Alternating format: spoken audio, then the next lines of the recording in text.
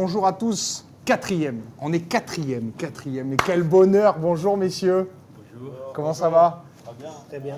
On accueille Pascal aujourd'hui. On n'a pas Doumé avec nous. Pascal, on est ravis de te recevoir une fois encore. Mais toi, tu débarques quand il y a des bons résultats. Toi. Non, attends. Je suis venu, c'est la troisième fois. Mais si je reviens la prochaine fois, on sera troisième. Donc il faut encore m'inviter. Écoute, en tout cas, bienvenue. Ravi encore de t'accueillir pour cette nouvelle émission de l'avant-match. On démarre tout de suite avec les thématiques. Et il y a plein de choses à dire cette semaine. J'ai oublié les thématiques. On est chez Poussin et ici, les serviettes sont magiques. Regardez. Tu regardes ça, Pascal, tu ne vas pas encore tes yeux. Les thématiques sont là. C'est incroyable. C'est ça la triomphe. Voilà, tu vois que ça passe au final. Voilà. Alors on va démarrer avec le premier sujet de la semaine. Donc on reste sur le mot semaine, la grosse semaine médiatique du gym, puisque le président River a été interviewé sur France 3, sur Canal dans l'émission, je crois, Les Spécimens. On a les matchs le dimanche. C'est pas encore le match de 21h, mais c'est pas mal. En tout cas, régulièrement, on est en ligne le dimanche pour le match. Faut faire gaffe quand même, parce que c'est bien qu'on soit exposé comme ça, mais il faut quand même faire gaffe parce qu'on a un effectif qui est jeune et on n'est pas encore habitué à cette surmédiatisation. Poussin, peut-être un mot là-dessus. Non, c'est vrai qu'en ce moment, on parle beaucoup du gym, mais je pense que c'est normal, vu les résultats qu'ils font en ce moment. On est sur une bonne période, donc c'est normal qu'on parle du gym, et tant mieux qu'on parle du gym, parce que ça fait une bonne pub, entre guillemets. Mais après, c'est vrai qu'il ne faut pas se laisser griser par tous ces retours médiatiques. Ça peut être dangereux ou pas, très honnêtement oui, ça peut être dangereux pour certains joueurs, ça peut être dangereux. C'est pour ça qu'il ne faut pas trop s'enflammer non plus. On est quatrième, c'est sûr que c'est très bien. Mais il ne faut pas se laisser griser par toute cette envergure médiatique, surtout pas. Est-ce que toi, tu te fais griser par le fait que toutes les semaines, tu sois dans une émission de télé, peut-être C'est vrai que j'ai du mal à gérer cette... Voilà. Il a raison. J'ai du mal à gérer tout ça. Il a raison de dire que c'est dangereux. Je fais un gros travail sur moi, mais j'essaye de gérer au mieux. Pascal, un mot. Non, mais cette grosse semaine médiatique, je pense, est très méritée parce que sur les 11 derniers matchs, il ne faut pas oublier que c'est le gym qui sera en tête du championnat. Et ce qui est d'autant plus fort, c'est qu'on commence aujourd'hui. Avant, on parlait uniquement des résultats, parce que je me rappelle la saison de la remontée avec Evie, où on avait été exposé médiatiquement pendant tout le début du championnat, mais c'était sur les résultats et pas forcément sur le jeu. Or, aujourd'hui, qu'est-ce qu'on loue à cette équipe du gym? C'est son jeu. Elle se projette vers l'avant, ses buts et c'est un collectif. Donc ça, c'est très important et c'est mérité. Après, comme disait Poussin, il faut faire attention, garder les pieds sur terre parce qu'on a un groupe jeune et dans le foot, tout va très vite. Alors Evie, toi qui as la grosse tête, est-ce que tu peux nous parler un peu de ça, de cette surmédiatisation? Qu'est-ce que tu en penses? Écoute, je pense que surtout ça va faire de bien déjà à l'équipe, justement, de voir que finalement on parle de cette équipe, mais on ne parle pas des choses négatives et on parle des choses vraiment très positives. Je pense que ça va vraiment nous faire de bien. Je trouve seulement que c'est dommage que ça fait quand même presque 2-3 mois que le gym enchaîne des résultats, des résultats positifs et que c'est maintenant. On commence à s'intéresser maintenant. Mais c'est quand même légitime parce qu'on a le classement là maintenant. Oui, mais on avait des victoires. On était ici, ça fait presque 3 mois qu'on n'a pas perdu à domicile. Donc je pense que ça pouvait être un sujet aussi intéressant pour. Mais c'est pas ça le plus important. L'important justement, c'est que cette équipe justement elle enchaîne des bons résultats. Tout à fait. Alors il y a quand même un. Vas-y, je t'en prie. Juste aussi peut-être quelque chose aussi qui peut pour l'avenir nous faire plaisir, c'est les bons résultats en janvier. 6 points en janvier, je crois que c'était plus arrivé depuis au moins 3-4 ans. Parce qu'on se rappelle toujours, le gym ne passait pas l'hiver. Et là, 6 points en 2 matchs montrent que l'entraînement de début de saison et toute la préparation doit porter ses fruits aujourd'hui. Et ça, c'est encore plus important aussi. Et aussi par rapport à l'effectif, c'est là qu'on prouve vraiment que maintenant, nous avons un effectif que ça, auparavant, on n'avait pas. Bon. Le gym comme toi a passé l'hiver, je suis de nouveau là. Et le mois n'est pas fini, c'est-à-dire qu'on peut encore bouffer encore des points. Au contraire, il faut absolument qu'on en gagne. On viendra après sur le match du week-end. On va passer au deuxième sujet parce que Nice gagne, ok, c'est bien, etc. Mais il y a quand même un bémol.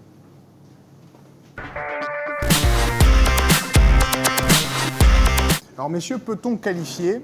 Vas-y, si tu as des coups de fil, tu peux y aller quand tu veux. Regarde les photos du week-end, c'est ça l'iPhone. Messieurs, peut-on qualifier Nice de diesel? Et oui, on peut le faire. parce qu'aucun but, j'ai du mal à me relire, il n'y a aucun but qui est marqué dans le premier quart d'heure par l'équipe. 24% des buts du gym sont marqués en première mi-temps, donc un but sur 4. Et surtout, on est l'équipe qui gagne le plus de points dans le temps additionnel, donc fin de deuxième période. Et à contrario, ça c'est bien, c'est pour ce week-end, c'est pour le dernier sujet, c'est Bordeaux qui en perd le plus en temps additionnel. Donc on est un diesel, voire un turbo diesel, on peut y aller. On est... Non, je pense que c'est plus une tactique. Voilà. La première mi-temps, c'est plus une tactique. Voilà, la première mi-temps, on laisse un petit peu espérer. Après, la deuxième mi-temps, c'est la sanction. Et voilà. T'as eu l'info, quoi, en fait. Tu sais que c'est une tactique. Et tout. Merci. Non, mais bon. Tu roules en quoi? En diesel, toi, d'ailleurs? Oui, diesel, mais turbo diesel. Turbo diesel aussi. Turbo diesel, un peu comme le gym. D'ailleurs, il paraît qu'ils ont pris exemple sur moi. Mais bon, c'est pour ça, ouais. Mais attends, mais tu es un modèle. Tu es un modèle, Pascal. On va parler de plus en plus fort, parce que ça discute, il y a du monde, ça prend des cafés, ça téléphone, ça regarde la télé. Peut-être cette stat aussi, d'avoir aussi, quand on parle préparation physique, tout à l'heure on disait qu'on passait le mois de janvier, mais l'année dernière, on trouvait que l'équipe entamait bien les matchs, il n'arrivait jamais à les finir, et on disait qu'il y avait peut-être un problème physique. Et cette année, peut-être ces résultats et ces statistiques montrent que le physique est beaucoup mieux et que l'équipe, plus elle va dans le match, plus son physique s'impose et qu'elle arrive à faire la différence quand les autres équipes accusent un peu le coup. Donc c'est peut-être aussi ça qui explique cette statistique. Evie, mon cher Evie. Les statistiques, c'est pas trop mon truc. J'ai déjà du mal à prononcer aussi. C'est peut-être pour ça d'ailleurs. Dis les chiffres. Voilà. Donc, non, mais juste pour vous dire que bon, ça me parle pas vraiment. Je vois vraiment justement cette équipe qui défend vraiment bien et qui arrive à marquer. Ouais, mais attends, mais qui arrive à marquer en seconde mi-temps quand même aussi. Donc, mais un match, il faut se jouer les 90 minutes, voire 95 minutes. Donc voilà, c'est. Donc tu penses qu'il n'y a pas un petit effort à faire pour peut-être rentrer, être un peu plus incisif ou décisif dans la première mi-temps Non, je pense pas. Je pense que cette équipe-là, vraiment. Peut-être qu'ils ont, je sais pas quoi, mais je pense pas que c'est quelque chose qui en manque, en tout cas. Franchement, l'équipe. Non, aujourd'hui c'est vrai, compte tenu des résultats. Voilà. Mais gaffe quand même au but qu'on pourrait prendre en première mi-temps, qui là quand même donnerait une autre direction au match ensuite, même si on est capable de revenir. Bon, vous avez quelque chose à rajouter? Non, mais ce qui est important, c'est que cette équipe, elle peut marquer à tout moment. Donc même si on prend un but en première mi-temps, on sait que derrière, on aura une dizaine d'occasions pour les mettre au fond. Au moins une quinzaine, voilà. Mais alors, il y a un truc aussi, c'est que bon, on vient d'avoir les stats ça, sur l'attaque, sur les buts, mais il y a un truc qui est quand même plaisant, c'est qu'à chaque fois on joue des pronos où on prend au moins un but ou deux buts, même si on pronostique toujours que Nice gagne, mais là on n'a plus pris de but, et on va parler de la défense, et particulièrement d'un défenseur, de Kolo. Alors là, on se régale. C'est le troisième sujet.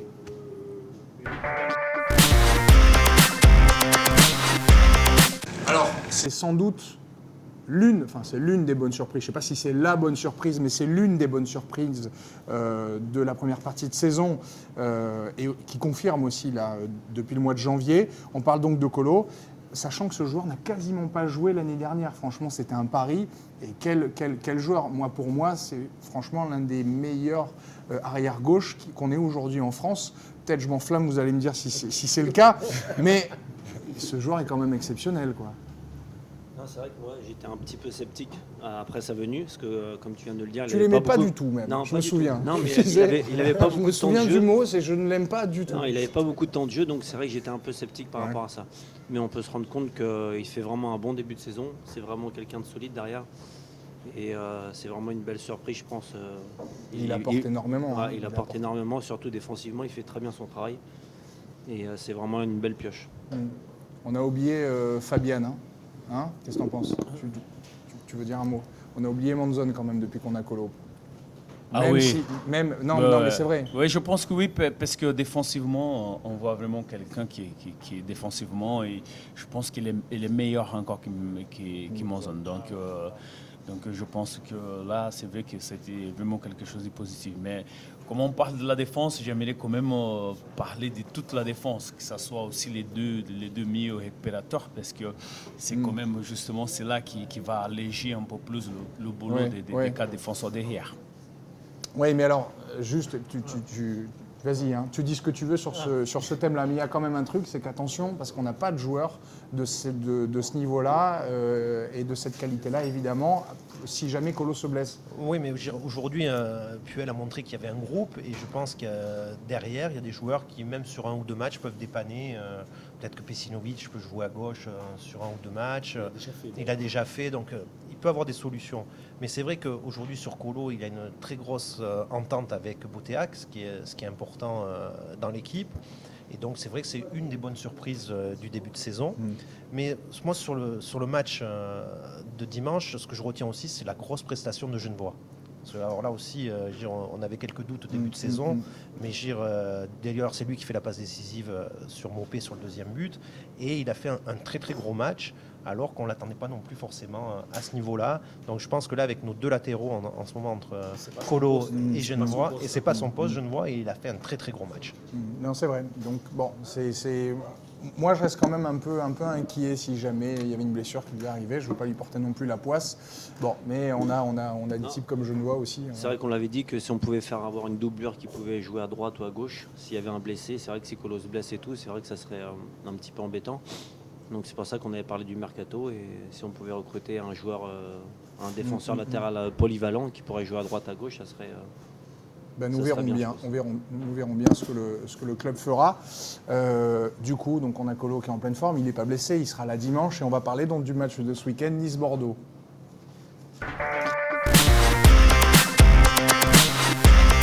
Alors avant de passer au 4e sujet, on vient de nous dire qu'on est en avance. Doumé n'est pas là, pour une fois, il n'a pas bouffé le temps de tout le monde, donc on est un peu en avance, je suis navré, on va devoir attendre un petit peu, donc on attend.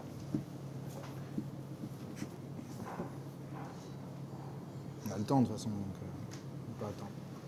Tu me fais signe hein, quand on redémarre. Tu peux avoir on a encore Doumé si tu veux. On peut avoir Doumé aussi.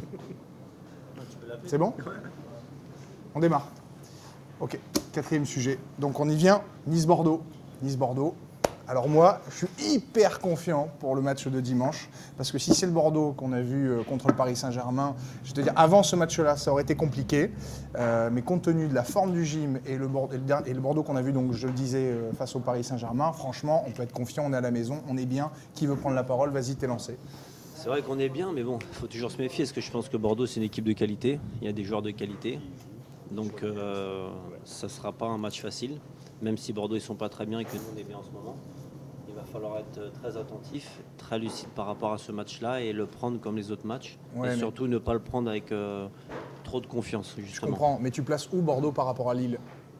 Non, mais Bordeaux, ouais, c'est à peu près le même calibre que Lille, je pense. Honnêtement. Si. Ah ouais, honnêtement, c'est le même calibre que Lille. Je pense qu'ils ont une bonne équipe. Ils ont des bons joueurs de ballon. Maintenant, il ne faut pas s'enflammer par rapport à ce match-là et le prendre comme les autres matchs. Et voilà. Ouais, enfin, on est quand même vachement bien. En plus, on joue à la maison. Il faut que vous soyez nombreux dimanche. Hein, parce que vous êtes. Je vois le truc se casse la gueule là au-dessus de la caméra. Voilà, c'est parfait, on l'a récupéré, on est passé près du fiasco. Quoi qu'il en soit, il faut que vous soyez nombreux ce week-end quand même pour venir supporter les gyms, parce que comme le disait Pascal avant l'émission, s'il n'y a personne dimanche, mais il y aura du monde de toute façon, il n'y aura plus jamais personne. On est 4e, on a besoin de vous, il faut confirmer ce week-end. Evie, à toi. Ouais, je suis confiant. Je suis confiant comme toi, mais je pense qu'on va avoir un match plus compliqué que le match de Lille.